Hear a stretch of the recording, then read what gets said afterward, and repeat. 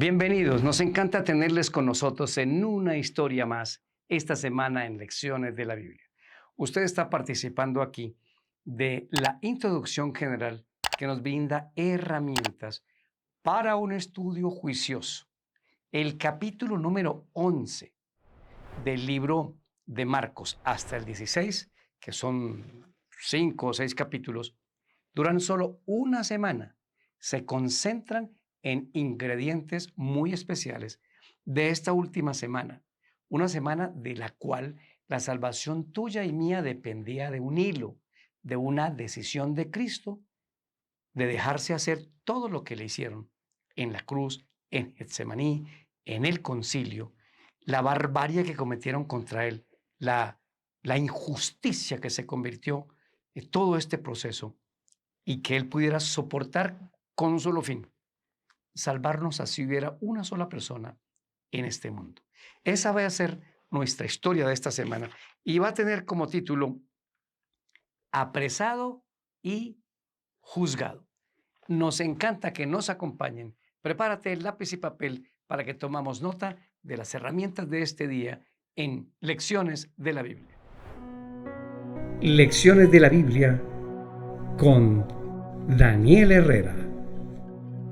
Bienvenidos a Lecciones de la Biblia, un espacio para estudiar y entender la palabra de Dios. Oremos.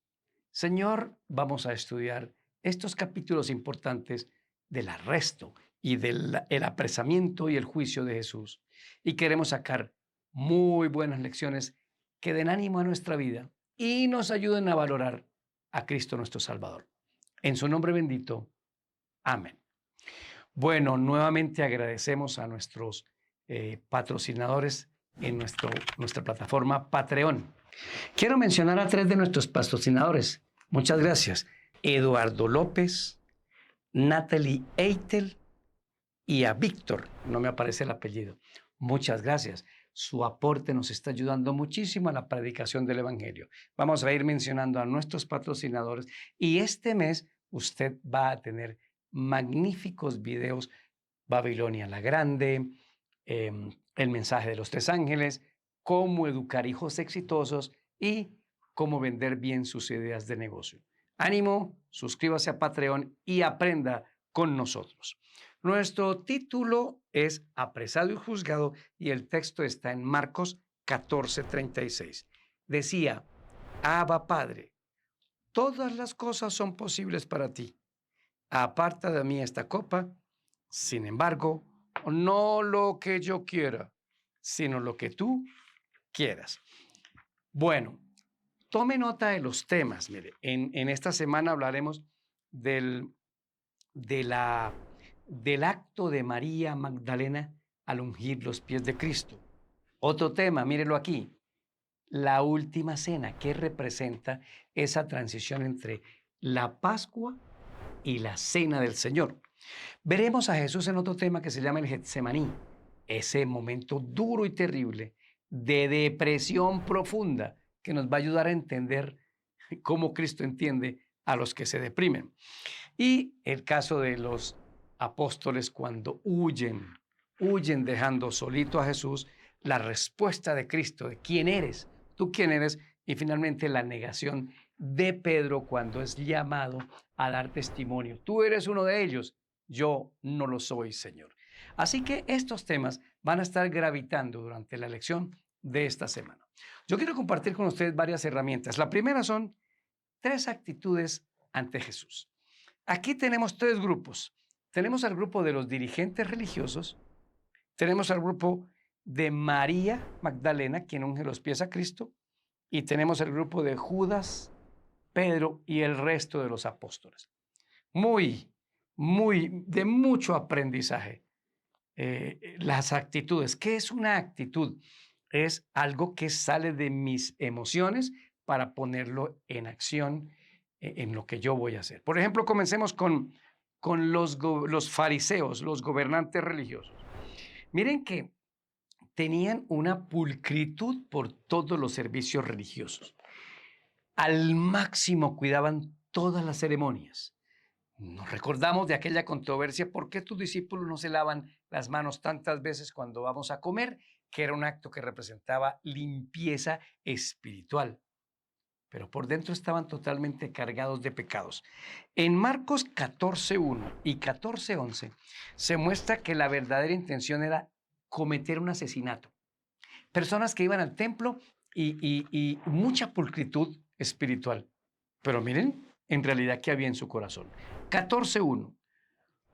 2 días después era la Pascua y la fiesta de los panes sin levadura, y buscaban los principales sacerdotes y los escribas cómo prenderle por engaño y matarle.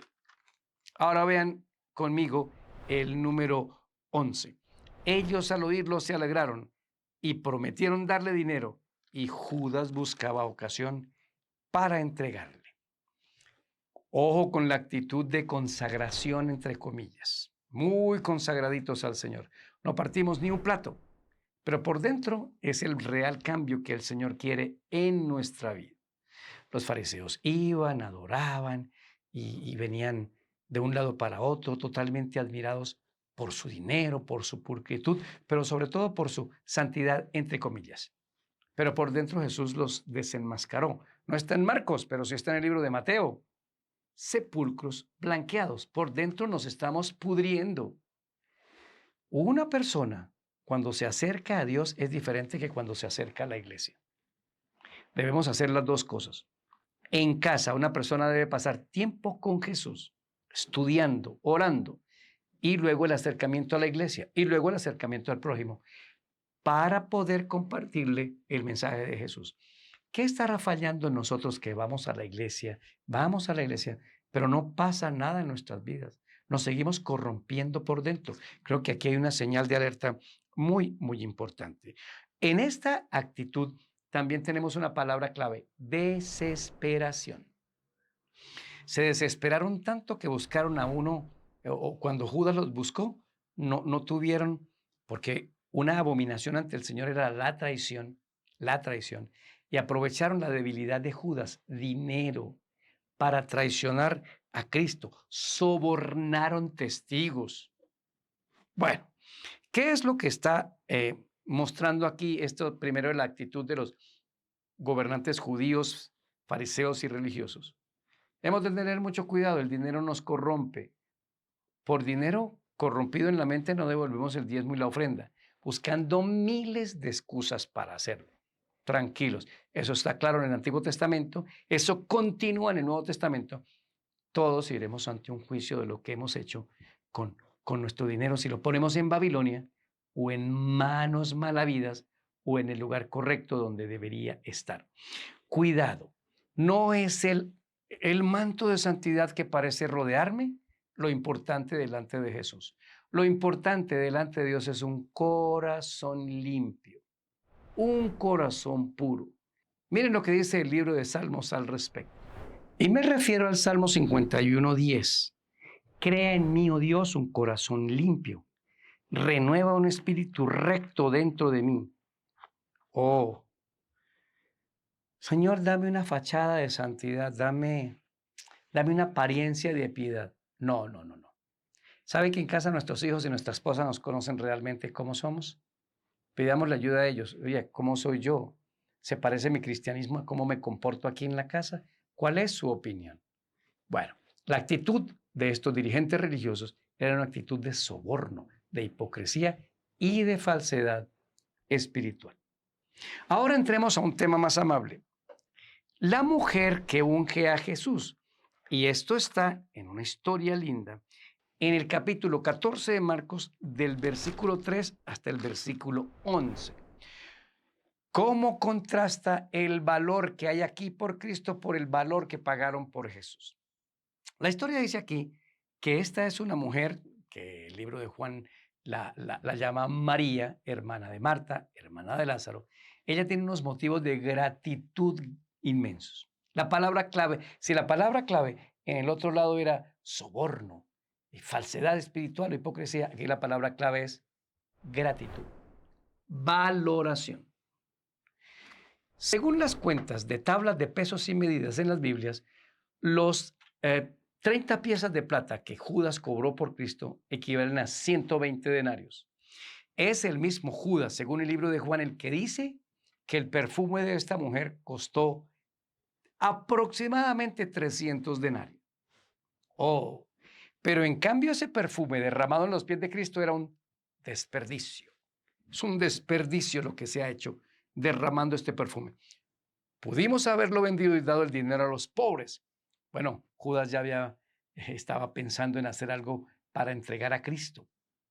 Y él lo que pensaba era, según el relato de Juan, que no está en Marcos, se robaba el dinero de la bolsa de los discípulos y de Jesús. En cambio, esta mujer, María, valora a Cristo por encima de todas las cosas. Ella había escuchado de la muerte y la sepultura de Jesús. Estaba tan agradecida que dijo, voy a hacer algo con Cristo antes que se muera. Y es lo que ocurre aquí en esta fiesta. Marcos 14:3. Pero estando él en Betania, en casa de Simón el leproso, y sentado a la mesa, vino una mujer con un vaso de alabastro de perfume, de nardo puro, de mucho precio. Quebrando el vaso de alabastro, se lo derramó sobre su cabeza. Bueno, la narrativa es totalmente clara. La gratitud, miren, una persona trabajando muchos días lograba ahorrar 300 salarios mínimos. Un denario es el pago de un día. Es decir, que esta persona trabajó años, porque cuando uno va trabajando tiene que pagar una cantidad de cuentas y dime de lo que te sobra cuánto ahorras un salario de un día. Sería una buena cuenta. Pero esta mujer había ahorrado por años y tenía eso como ahorros. Los ahorros se ponían en monedas, los ahorros se ponían en tierras o en elementos como este perfume de nardo líquido. Y ella lo tenía no para untárselo, ella lo tenía para algún día venderlo y poder ser parte de su modo de vida. No, esto es poquito para lo que Jesús ha hecho por mí. Llama nuestra atención esta lección sobre nuestra vida. ¿Qué estaríamos dispuestos a dar por Cristo? Pedro, Señor, hasta mi vida te la daré. Y salió con otra historia. Cambiamos a Jesús, no lo valoramos lo suficiente. El dinero que podemos dar para un viaje, para una compra de un vehículo o para muchas cosas, no nos parece un gasto excesivo. Pero cuando necesitamos apoyar ministerios de la iglesia, cuando necesitamos poner centros de influencia, cuando necesitamos invertir en la causa del Señor, eso sí es excesivo y eso sí ponemos una cantidad de peros para hacer. ¿Qué es lo que debe haber en nuestra vida? Gratitud. Debe haber un sistema de valoración diferente. Las cosas se tratan como se valoran. Y aquí esta mujer fue la única que valoró a Cristo, porque Simón el leproso era un fariseo que había sido curado de lepra y en agradecimiento invita a Jesús a la fiesta. Pero allá en el libro de Juan, que relata más cosas que Marcos 14, dice que cuando la mujer comenzó a tocarlo, a tocar a Cristo, como él la conocía, dijo, yo creí que era profeta. Ni a profeta llega, porque un profeta se hubiera dado cuenta que esa mujer pecadora lo está tocando y no se dejaría tocar. Simón, Judas, Pedro y los demás discípulos no tenían nada de valoración hacia Cristo. Tal vez se les quedó en un pequeño agradecimiento. Valoremos lo que tenemos, el hogar, la familia, la esposa, el esposo, los hijos, el trabajo. Démosle valoración al Señor y pongamos el servicio de Dios, nosotros al servicio de Dios, que quede en el centro de todo nuestro actuar y será una gran diferencia en lo que va a ocurrir en nuestra vida. En otras palabras, en la ecuación de su proyecto de vida, meta en el centro mi servicio a Dios. Usted verá el gran cambio que hay en la cantidad de dinero que le llega, en la salud, en el entusiasmo y en la ocupación de su tiempo para servicio del Señor. Y nuestro tercer punto, la actitud de Judas, Pedro y los apóstoles. Es otro sentido de valoración. Cristo costó 120 denarios en la venta de Judas. Esta mujer puso más o menos 300 denarios. Pero aquí la actitud de Pedro se parece mucho a la nuestra y hay que tener mucho cuidado. Voy a leer de Marcos capítulo 14, el versículo número 27. Entonces Jesús les dijo: todos se escandalizarán de mí esta noche, porque escrito está: heriré al pastor y las ovejas serán dispersadas. Pero después que haya resucitado, iré delante de vosotros a Galilea. Este texto que Jesús usa está en el libro de Zacarías capítulo 13, versículo número 7. Oído, todo lo que ocurrió en esos días, Jesús lo iba anunciando. Me van a apresar, me van a arrestar, me van a enjuiciar, me van a matar. Y no, les advierto, ustedes van a salir corriendo y se van a escandalizar de mí. Todo lo anunció Cristo. Pero aquí hay una actitud interesante. Esta es la palabra: exceso de confianza. Nos confiamos tanto en nuestras buenas intenciones que al momento de llegar a la acción, fallamos. Pero aquí también se encuentra el amor de Dios.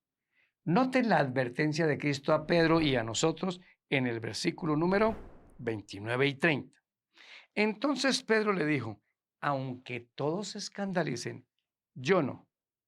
Jesús le dijo: de cierto te digo que tú, hoy, en esta noche, antes que el gallo haya cantado 2 veces, me negarás 3 veces.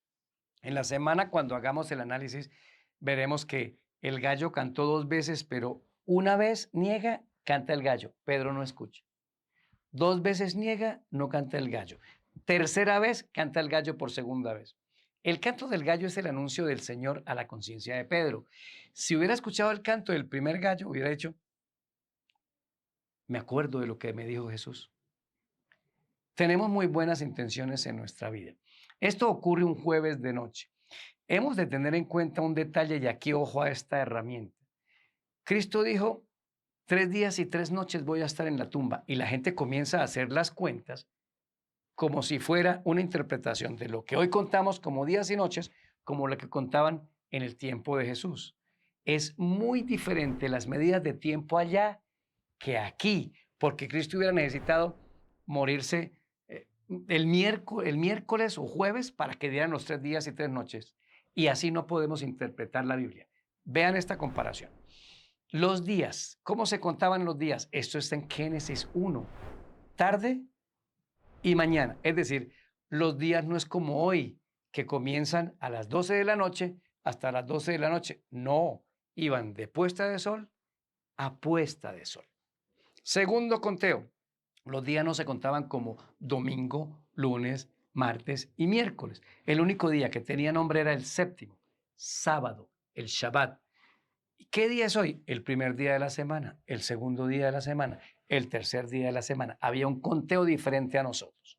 Tercera prueba, las vigilias de la noche.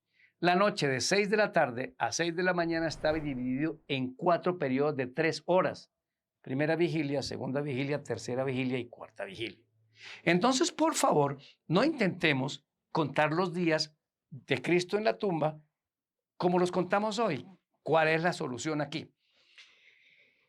Un pedazo de día ya era contado como un día completo. Eso era una costumbre judía. ¿Por qué? No lo sé. Esa era la costumbre. Cuando Cristo dice 3 días y 3 noches, se refiere viernes en la tarde, un día y una noche. Sábado, un día y una noche. El amanecer del domingo, como el domingo comenzó a las 6 de la tarde, lo contaban como un día completo, día y noche. Ese es sencillamente el conteo. Así que damos esta herramienta para que todos podamos tener uso de razón con respecto a esta interpretación. ¿Cuál es la enseñanza aquí? No intentemos interpretar la Biblia a cómo se cuenta hoy la historia, o como les digo, cómo hoy interpretamos las cosas. Hay que ir allá a ver cómo era que la interpretaban. Pues don Pedrito se parece a nosotros, mucho a nosotros. Yo te serviré, Señor. Yo te seguiré. Yo iré donde tú me mandes. Y les van a hacer un cambio para alguna parte, ruegan, suplican, le dan estrés y van al hospital porque allá no puedo ir a tener un servicio para el Señor. ¿Ven? Señor, te voy a obedecer y mis diezmos y mis ofrendas son para ti. Promesa que hace Jacob y siempre cumplió. No, primero va la tarjeta de crédito, primero van las excusas, primero va la mala interpretación, no, que eso estaba en el Antiguo Testamento y que en el Nuevo no, cuando las verdades son progresivas y avanzan. Una verdad que ya está establecida, ¿usted para qué se la repite a su hijo tantas veces? ¿Qué hay aquí? Los discípulos huyeron, se escandalizaron, se fueron del lado de Cristo. Óyeme, hay que tener mucho cuidado con con Marcos 14, versículo número 29. Pedro le dijo, aunque todos se escandalicen, yo no. ¿Cuál es la recomendación de Cristo? Está en Marcos 14, 38. Otra vez se fue y oró y les dijo las mismas palabras. ¿Cuáles palabras? Las del 38. Velen y oren para que no entren en tentación. El espíritu, o sea, la intención a la verdad está dispuesta, pero la carne es débil. No podemos hacer fuerte nuestra carne a menos que depositemos nuestra confianza en Dios. ¿Qué significa? Las buenas intenciones tienen que ser acompañadas de buenas obras. Las buenas obras son parte de la gracia de Dios. Claro que son parte de la gracia de Dios. ¿Cómo sabemos eso? Yo amo al Señor y voy a Él por su gracia. Y yo soy capaz de obedecerle solo por gracia, porque lo amo. Hemos de preguntarnos, ¿cuál es mi actitud? ¿La de los gobernantes y fariseos de una falsa piedad? ¿O la de María de agradecimiento? ¿O la de Pedro de un exceso de confianza? Que Dios nos ayude a tener un gran recorrido esta semana. Soy Daniel Herrera y deseo para todos un día lleno de bendiciones.